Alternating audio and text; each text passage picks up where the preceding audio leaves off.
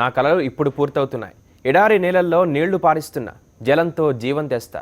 రాష్ట్ర ముఖ్యమంత్రి చంద్రబాబు ఇప్పుడు ఎక్కడికి వెళ్ళినా జనం మెదళ్ళు వాచేలా స్టేట్మెంట్లు ఇస్తూనే ఉన్నారు. వాస్తవంలో అలా జరుగుతోందా? రిబ్బన్ కట్ చేసిన ప్రాజెక్టులు గలగలా పారుతున్నాయా? సీఎం వెళ్ళగానే మోటార్లు ఎందుకు ఆగిపోతున్నాయి? మీరే చూడండి.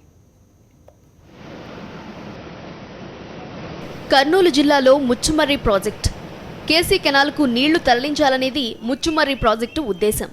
వాస్తవానికి ప్రాజెక్టులో 16% పంపులు పెట్టాలి, కానీ 2 మాత్రమే పెట్టారు. పనులు చేయాల్సినవి చాలా మిగిలే ఉన్నాయి. పూర్తి కాకుండానే ఈ రెండింటికి జనవరి 2న చంద్రబాబు రిబ్బన్ కట్ చేశారు. ఆ కాసేపు మోటార్లు పనిచేశాయంతే.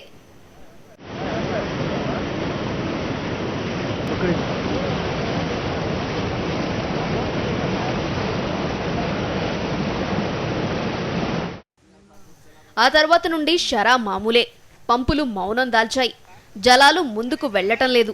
రోజుకు 800 క్యూసెక్కుల నీటిని ఇస్తామని చెప్తున్నప్పటికీ వాస్తవ పరిస్థితి ఏంటో మీరే చూడండి.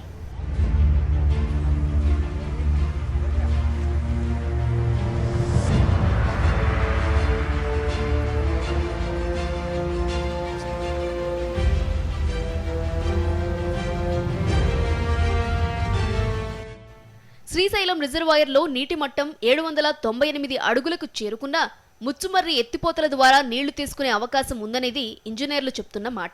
ప్రస్తుతం శ్రీశైలంలో 852 అడుగుల మేర నీళ్లున్నాయి. మరి పంపులు ఎందుకు ఆపేశారో సర్కారే చెప్పాలని రైతులంటున్నారు. దివంగత ముఖ్యమంత్రి రాజశేఖర్ రెడ్డి ఈ ప్రాజెక్టు కోసం పునాది వేశారు. అంతేకాదు 190 కోట్ల రూపాయలు కూడా కేటాయించారు. కానీ ఆ విషయం ఎక్కడా ప్రస్తావించకుండా చంద్రబాబు హడావుడి ఆర్భాటపు రాజకీయాలకు మరో ఉదాహరణగా ముచ్చుమర్రి మిగిలిపోయిందని స్థానిక రైతులు కామెంట్ చేస్తున్నారు.